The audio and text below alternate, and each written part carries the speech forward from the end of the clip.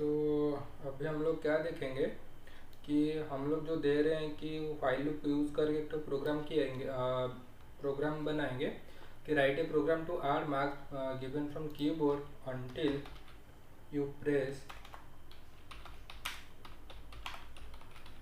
0। Okay, मतलब क्या करना है, वो क्वेश्चन ये है कि मुझे क्या करना है ना, मार्क देते जाना है कि जब तक मैं मार्क 0 ना दे दूँ तब तक वो मुझे क्या करेगा ना, वो मार्क को एक्सेप्ट करता रहेगा। सपोज ये मेरा मार्क है, ठीक है, तो मार्क के लिए कोई दे रहा है, सपोज 1 देन 2 दिया, देन फिर से 1 दिया, देन 2 दिया, देन 0 दिया। तो जैसे ही वो कोई बंदा 0 दे रहा है तो उसी में मेरा मार्क बंद होगा और उसके बाद वो मुझे क्या दिखा ना, टोटल सम करके दिखा देगा। तो टोटल सम करके कितना दिखा ना, 2 3 4 5 6। तो यहाँ पे वो क्या दिखा ना, 6 का मार्क आंसर दिखाएगा, ठीक है। सपोज सेम टाइम पे और कोई बंदा है जो कि मेरे मार्क के लिए दे रहा है, पहले 1 दिया, फिर 2 दिया, फिर 0 दे दिया। तो 0 जब तक वो 0 ना दे तब तक वो मार्क को एक्सेप्ट करता रहेगा। जैसे ही वो 0 दे दे तो यहाँ पे मुझे आंसर क्या दिखा ना, total sum is equal to 3 दिखाएगा, ठीक है।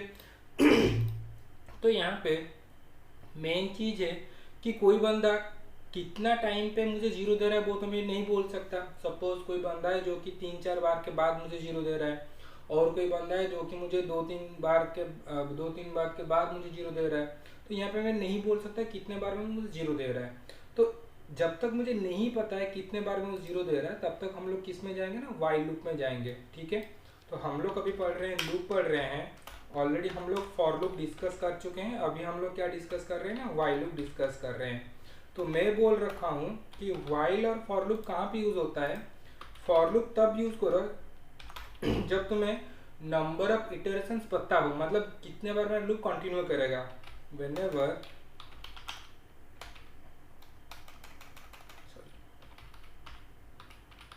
whenever you know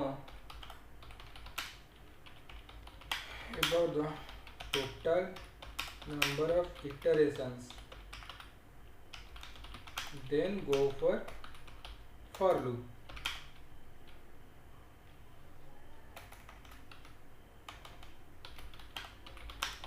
ओके, पर जब तुम्हें नहीं पता होगा कि इतने बार इटरेट करेगा करके, समझा रहा हूँ, और वाइल लूप में कब जाओगे,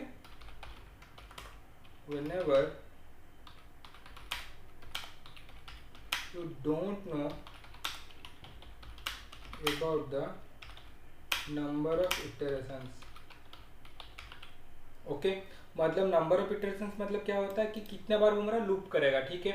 यहाँ पे देखो, सपोज मुझे 1 to 5 प्रिंट करना होता था, तो मैं क्या लिखता था ना, for I is equal to 0, I is less और equal to, suppose I is equal to 1, I is less और equal to 5, I plus plus, मतलब मुझे पता है कि आई का वैल्यू 1 से लेकर 5 तक ही जाएगा। मतलब कितने बार इटरेट करेगा, 5 बार इटरेट करेगा। एक बार 1, देन प्लस प्लस हो गए 2, देन प्लस प्लस हो गए 3 4 5, 5 बार इटरेट करेगा। तो हर एक इटरेशन के लिए मैं प्रिंट एफ में यहाँ पे क्या दे देता था ना, परसेंट सिंबल डी, थोड़ा स्पेस दे, सपोज यहाँ पे मैं आई प्रिंट कर दे रहा हूँ। तो यहाँ पे मुझे पता है कि मेरा लूप टोटली 5 टाइम्स ही इटरेट करेगा। लेकिन यहाँ पे जहाँ पे भी मेरा क्वेश्चन क्या है ना, राइट ए प्रोग्राम, यहाँ पे मेरा क्वेश्चन क्या है ना, write a program to print और to are marks from keyboard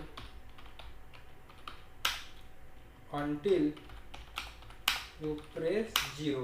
मतलब जब तक तुम कीबोर्ड से 0 प्रेस ना कर दो तब तक तुम जो भी मार्क दोगे वो उसको काउंट करता रहेगा। जैसे कि कोई बंदा 1 2 दिया, उसके बाद 0 दिया, तो वहां पे मुझे क्या दिखा रहा है, 1 2 3 1 2 3 3 6 दिखा रहा है।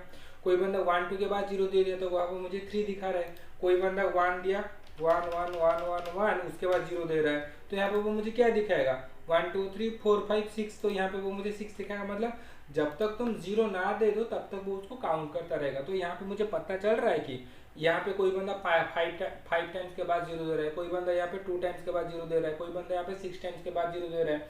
तो यहाँ पे मुझे नहीं पता चल रहा है कि कोई कौन सा बंदा कितने टाइम्स के बाद मुझे 0 दे रहा है, मतलब एक लूप मेरा कितने टाइम तक इटरेट कर रहा है, यहाँ पे मुझे नहीं पता चल रहा है। तो जो सिचुएशन में तुम्हें पता नहीं चल रहा है कि मेरा लूप कितने टाइम तक कंटिन्यू करेगा या फिर कितना टाइम तक इटरेट करेगा, उस टाइम पे हमें किस में जाना चाहिए ना, वाइल लूप में जाना चाहिए। इतना समझ में आया। तो नेक्स्ट स्टेप यहाँ पे क्या है, यहाँ पे मुझे पता चल गया कि मुझे जहाँ पे नहीं पता है कि मेरा लूप कितने टाइम इटरेट करेगा, वहाँ पे हम लोग फाइल लूप में जाएंगे। लेकिन यहाँ पे मैं क्या करूँगा, मेरा फाइल लूप का सिंटैक्स क्या था, सिंटैक्स था मेरा फाइल लूप का कि पहले मेरा इनिशियलाइज रहेगा, ओके, उसके बाद मेरा वाइल रहेगा, वाइल में कंडीशन रहेगा, ओके। कंडीशन को डिपेंड करके अगर मेरा कंडीशन ट्रू हो रहा है तो यहाँ पे मुझे कुछ स्टेटमेंट को एग्जीक्यूट करेगा, उसके बाद मेरा कुछ अपडेट रहेगा, अपडेट होने के बाद वो फिर से जाके कंडीशन को चेक करेगा, ठीक है। तो यहाँ पे अगर मेरा कंडीशन ट्रू हो रहा है तो मेरा एक चीज अपडेट होना चाहिए, मतलब वो जो कंडीशन में मैं जिसको पकड़ा होगा वो अपडेट होना चाहिए। बिना अपडेशन का मेरा क्या हो जाता है, एक लूप मेरा इनफाइनाइट लूप हो जाता है। जैसे कि सपोज मैंने यहाँ पे लिखा हूँ int I equal to, suppose मैंने 1 लिया, इनिशियलाइज किया, यहाँ पे लिखा हूँ while I is less equal to 10, तो यहाँ पे वो प्रिंट क्या कर रहा है, प्रिंटफ %d, ठीक है। कहाँ से देगा ना, आई का वैल्यू दे रहा है प्रिंट करके, उसके बाद किसको मैं अपडेट करूँगा, आई का वैल्यू को ही अपडेट कर रहा हूँ, क्योंकि यहाँ पे वो क्या कर रहा है, आई का वैल्यू को वो चेक किया, आई का वैल्यू 1 है अभी, ठीक है। जैसे ही वो चेक कर रहा है कंडीशन कि आई इज लेसर इक्वल टू 10, तो कंडीशन मेरा ट्रू हो जा रहा है कि आई का वैल्यू 1 है और वो 10 से कम है, तो कंडीशन ट्रू हुआ, तो वो मुझे आई का वैल्यू कितना प्रिंट किया, 1 प्रिंट किया। उसके बाद वो आई को प्लस प्लस करके आई का वैल्यू को यहाँ पे वो अपडेट करके 2 कर रहा है, सो दैट कि नेक्स्ट टाइम जब कंडीशन चेक करेगा ट्रू तो होगा, लेकिन यहाँ पे प्रिंट क्या करेगा, 2 देगा, और उसके बाद आई का वैल्यू फिर से अपडेट होगी, कितना हो जाएगा, 3 हो जाएगा। तो इससे करते करते मेरा आई का वैल्यू कहाँ तक प्रिंट करेगा, 10 तक प्रिंट करेगा।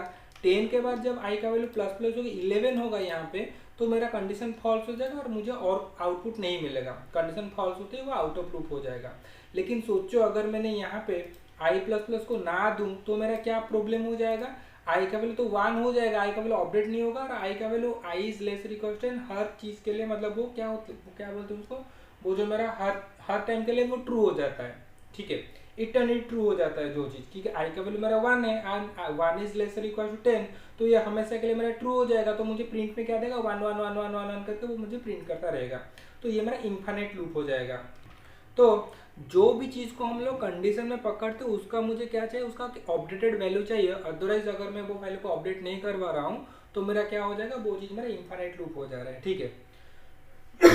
तो हम लोग का क्वेश्चन में क्या है कि मुझे मार्क देते रहना है कीबोर्ड से, कब तक मार्क देते रहना है, जब तक मैं उसको 0 ना दे दूं। एक बार 0 दे दिया तो वो वहाँ पे मेरा जो मार्क दे रहा हूँ कीबोर्ड से वो वहाँ पे स्टॉप हो जाना चाहिए, ठीक है। तो इसके लिए मैं कैसे प्रोग्राम लिख पाऊंगा, देखते हैं। सपोज मैं प्रोग्राम लिख रहा हूँ कि हैश इंक्लूड stdio.h, ठीक है। तो यहाँ पे मैंने ले लिया, सपोज इंट मैंने ले लिया, फ्लोट मार्क ले लिया, और एक तो सम ले लिया जो कि पहले से 0 रखा हूँ। बताऊंगा सम 0 पहले क्यों रखा हूँ। तो पहले वो मुझे मार्क देता रहना है, प्रिंटफ एंटर मार्क, जो भी तुम मार्क दोगे उसको वो एक्सेप्ट करेगा, स्कैनर %f में वो उसको एक्सेप्ट किया और उसको कहाँ पे लेके सेव करेगा ना, एम्परसेंड मार्क में सेव कर दिया, ठीक है। तो मार्क मैंने सेव होने के बाद मैं क्या कर रहा हूँ ना, चेक कर रहा हूँ वाइल मैं क्या कंडीशन रखा हूँ कि अगर मेरा मार्क का वैल्यू 0 नहीं होगा तभी जाके वो मार्क को ऐड करता रहेगा।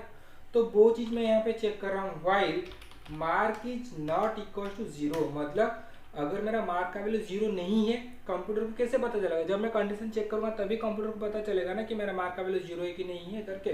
तो इसीलिए मैं यहाँ पे चेक किया, अगर मेरा मार्क का वैल्यू 0 नहीं है तभी जाके वो क्या करेगा, sum is equal to sum plus mark.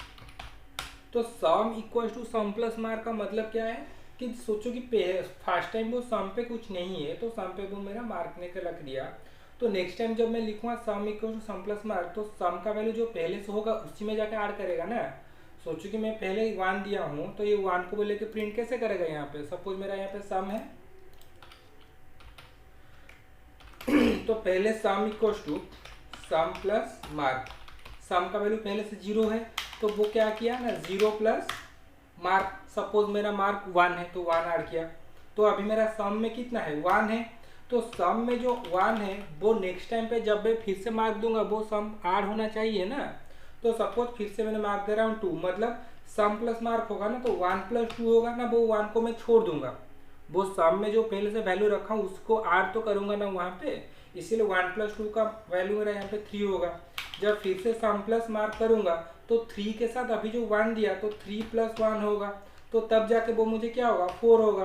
4 के बाद जब मैं सम का वैल्यू फिर से दूंगा 2 दे रहा हूँ तो वो 4 + 2 होना चाहिए, तो उसके बाद मेरा यहाँ पे सम का वैल्यू 6 होगा। उसके बाद जब 0 दे दिया इक्वल टू 6 + 0, तो उसका वैल्यू भी 6 होगा, लेकिन तब तक मेरा कंडीशन चेक किया होगा कि अगर मेरा मार्क का वैल्यू 0 है तो वो मेरा लूप कंटिन्यू नहीं करेगा, करके मेरा लूप कंटिन्यू नहीं करेगा। तो इसीलिए मैं सम का वैल्यू पहले से 0 दे रखा हूँ। तो इसीलिए मैं क्या कर रहा हूँ ना, सम का वैल्यू पहले से 0 ले रखा हूँ, और जब भी मैं उसको लूप में कंटिन्यू करता रहता हूँ तो उसका वैल्यू सम इक्वल सम प्लस 0 दे रखा हूँ, सो दैट कि सम का वैल्यू अपडेट होता रहेगा विथ प्रीवियस वैल्यू। ठीक है, तो वही चीज मैं यहाँ पे लिखा हूँ सम इक्वल सम प्लस मार्क। लेकिन एक चीज है, मैं मार्क का वैल्यू कब तक चेक करता रहूंगा, जब तक मैं मार्क का वैल्यू 0 ना दे दूं। इसका मतलब मुझे फिर से मार्क को लेना है यहाँ पे, तो अगर मैं लूप के अंदर मार्क को मैं फिर से डिक्लेयर नहीं करूंगा तो वो फिर से मुझे मार्क 2 करके दिखाएगा क्या, नहीं दिखाएगा ना। तो इसीलिए मैं क्या किया ना, लूप के अंदर फिर से मार्क दे रहा हूँ। एक बार करके दिखा रहा हूँ। सोचो कि यहाँ पे मैं सम का वैल्यू जो भी है, तो यहाँ पे एक बार वही चेक करूंगा यहाँ पे कि सम equal two percent symbol F, कहाँ से देगा मुझे वैल्यू, सम से देगा, और लास्ट को रिटर्न 0।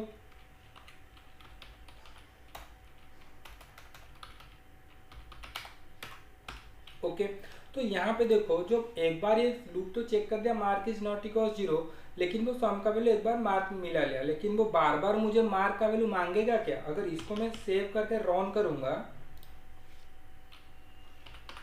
जीसीसी while demo.c, अब देखो सपोज मैं सम का वैल्यू 10 दे रहा हूँ, रुको थोड़ा आ रहा है। ओके, तो अभी क्या हुआ, एंटर मार्क 10 सपोज में दे दिया, तो एंटर मारने से वो क्या दिखाएगा मुझे ना, सम इक्वल टू सम का वैल्यू खाली दिखाएगा, लेकिन मुझे आगे कुछ नहीं दिखाएगा, क्योंकि यहाँ पे मैं एक ही बार लूप लिया हूँ। देखो यहाँ पे क्या प्रॉब्लम हुआ मेरा, अभी वो इनफाइनाइट लूप हो गया। इनफाइनाइट लूप किस लिए हुआ कि mark is not equal 0, mark में मैं कितना ले रखा हूँ 10 ले रखा हूँ, तो ये मेरा जो मार्क इज नॉट इक्वल 0 ये मेरा ट्रू हो रहा है। कब तक ट्रू होगा, जब तक मेरा मार्क का वैल्यू 10 ही है। यहाँ पे मैं मार्क को अपडेट करवा रहा हूँ क्या, अपडेट नहीं करवा रहा हूँ, इसलिए यहाँ पे वो मेरा क्या हो गया, इनफाइनाइट लूप हो गया, इसलिए वो मेरा ये कंटिन्यू करता रहता है। समझ में आया, ये इनफाइनाइट लूप अभी हो रखा है करके। तो यहाँ पे मुझे क्या करना पड़ेगा, मार्क को अपडेट करना पड़ेगा, और मार्क को मैं अपडेट कैसे करूँगा ना, प्रिंटफ, फिर से उसको मांगूंगा कि एंटर मार्क, जो भी होगा उसको मैं लेके यहाँ पे रखूंगा, scanf percent symbol D ampersand mark, so that कि मेरा मार्क अपडेट होगा। नहीं तो यहाँ पे मेरा मार्क अपडेट नहीं हो रहा है करके मार्क का वैल्यू वो इनफाइनाइट लूप हो गया। अपडेट होने के बाद मुझे बार बार मार्क मांगेगा, जब तक तुम 0 ना दो तब तक वो कंटिन्यू करता रहेगा। इसको सेव कर रहा हूँ, और इसको जबरदस्ती इसको बंद करना पड़ेगा, फिर इसको मैं उसको ऑन करके देख रहा हूँ।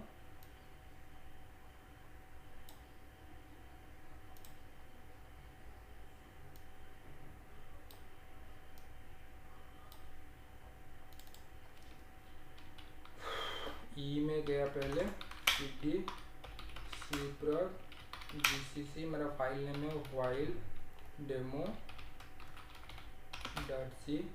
है, तो इंटर मार्क सपोज 10 दिया, इंटर मार्क 20 दिया, 30 दिया।